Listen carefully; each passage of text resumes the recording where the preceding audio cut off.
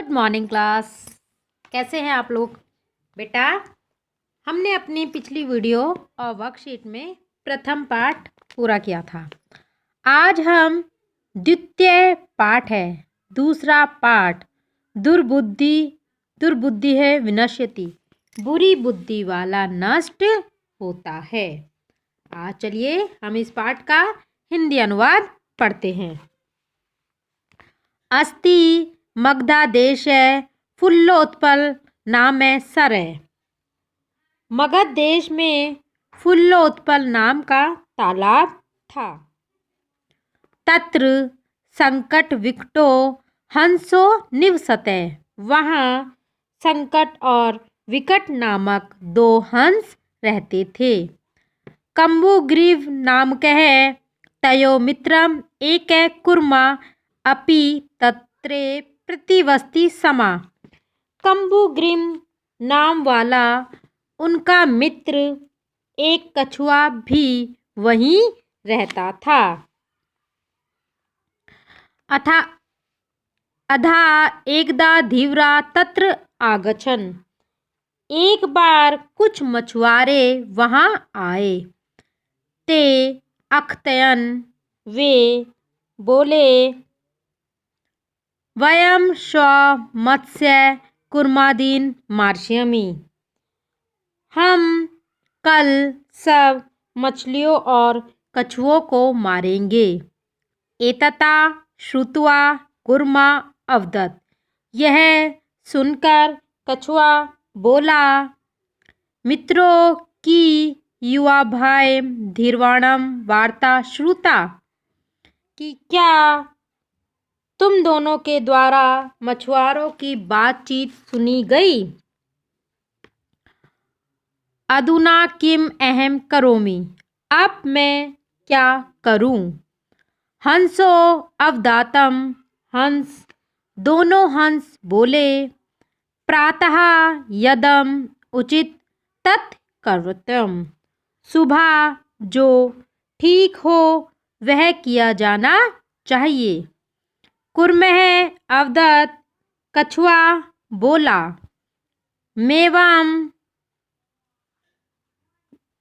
मेवाम तद यथाम अन्य हदम गच्छामि तथा कुरुतम, मैं वैसा करो जिससे मैं दूसरे तालाब को जा सकूं। हंसो अवदतम, दोनों हंस बोले, आवाम की करवाम, हम क्या करें। कुर्मः अवदत्, कछुआ बोला, अहम युवाभ्य सह आकाश मार्गेण अन्यत्र गंतुम इच्छामि, मैं तुम दोनों के साथ आकाश मार्ग से दूसरी जगह जाना चाहता हूँ। हंसो अवदत्ताम, हंस बोले, अत्र का उपाय, इसका क्या तरीका है।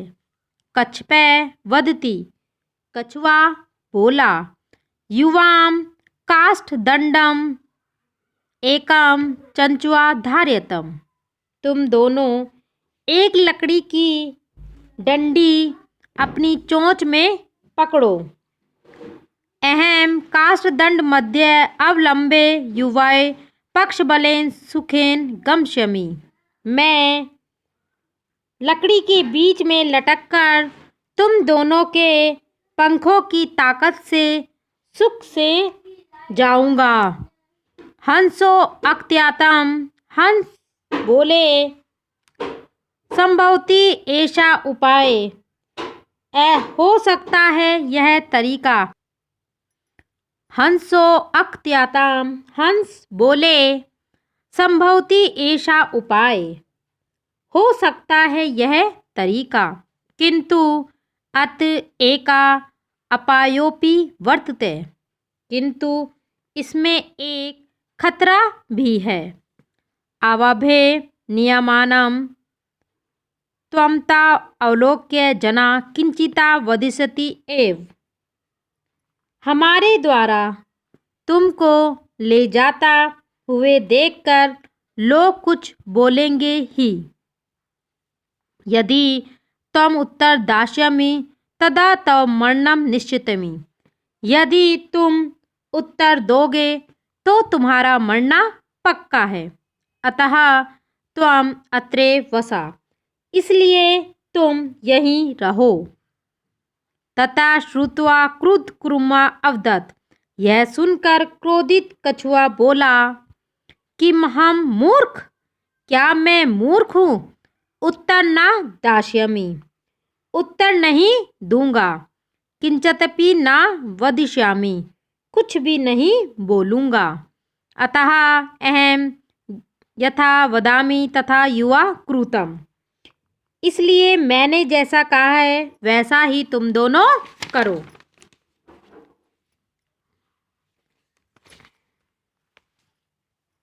एवं काष्ठदंडे लंबमाने कुरुमा पोरा अपश्यन्, ऐसा किए जाने पर लकड़ी में लटकते हुए कछुए को देखकर नागरिकों ने देखा। पश्चात अधवन अवदन चा, पीछे दौड़े और बोले, हहो महा आश्चर्यम, अहो बड़ी हैरानी है। हंस भय से कुर्मोपी उड़यति, हंसों के साथ कछुआ भी उड़ रहा है।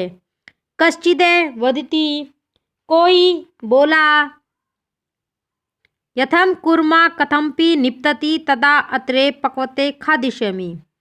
यदि यह कछुआ किसी तरह गिर जाता है तो मैं इसे पकाकर खाऊंगा। अपरे अवदत्, दूसरा बोला, सरसीत्रे दग्ध्वा खादिष्यामि, तालाब के किनारे जलाकर खाऊंगा। अन्य अक्ततम, अन्य बोला, गृहं नीत्वा भक्ष्यामि, घर ले जाकर खाऊंगा।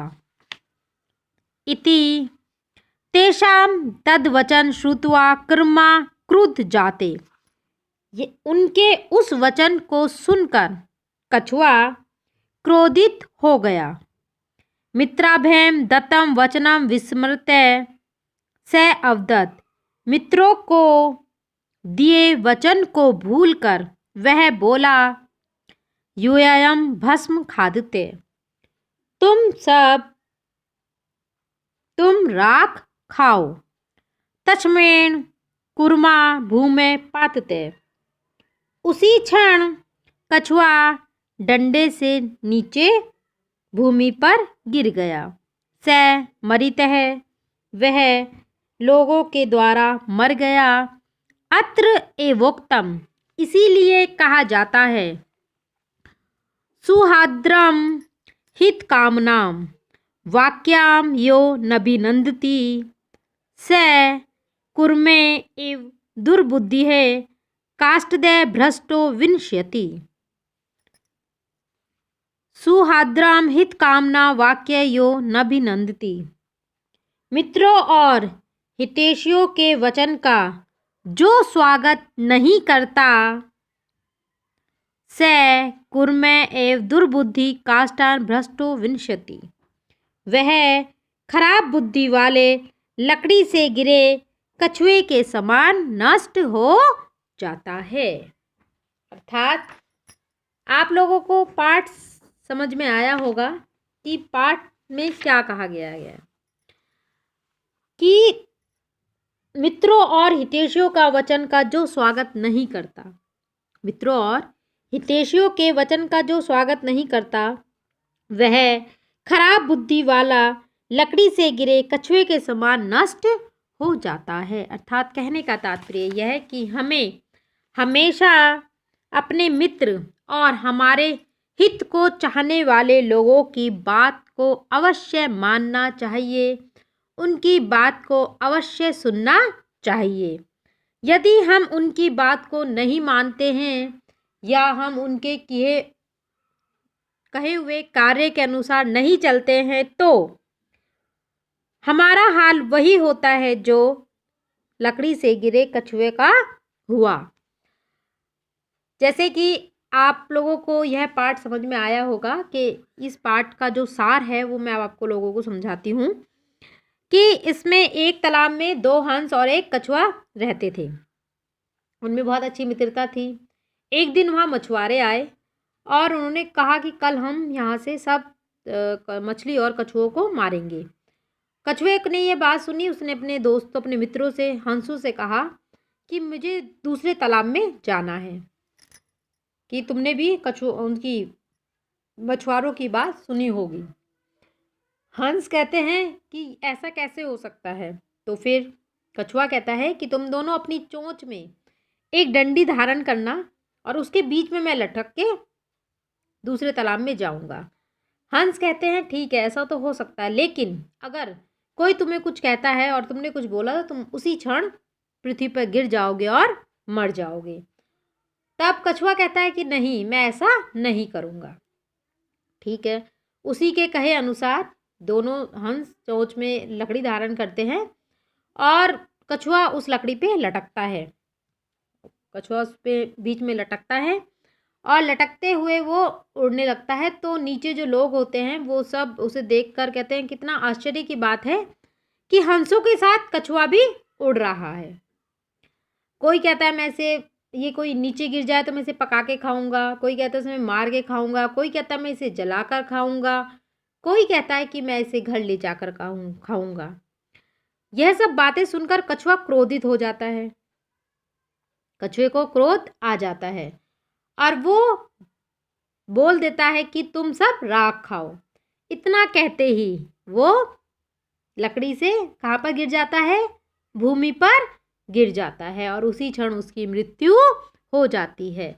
जबकि उसके मित्रों ने उसे बहुत समझाया था कि तुम कुछ भी मत बोलना। लेकिन तभी कहा जाता है ना कि मनुष्य को अपने क्रोध पे काबू रखना चाहिए।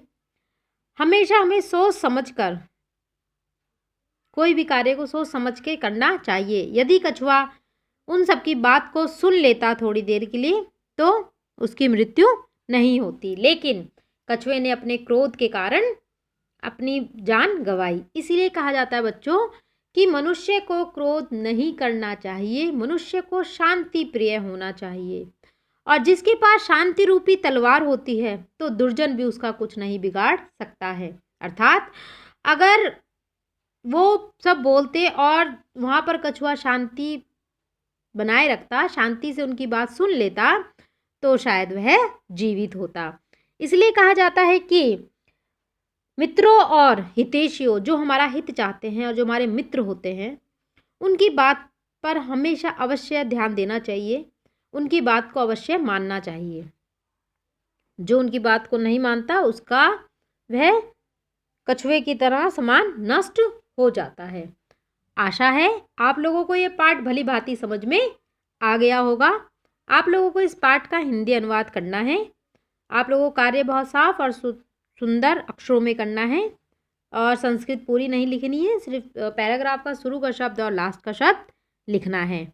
और आप लोग इस पाठ को पुनः घर पर पढ़ें, ध्यान से पढ़ें, तो आप लोगों को ये पाठ समझ में आ जाएगा।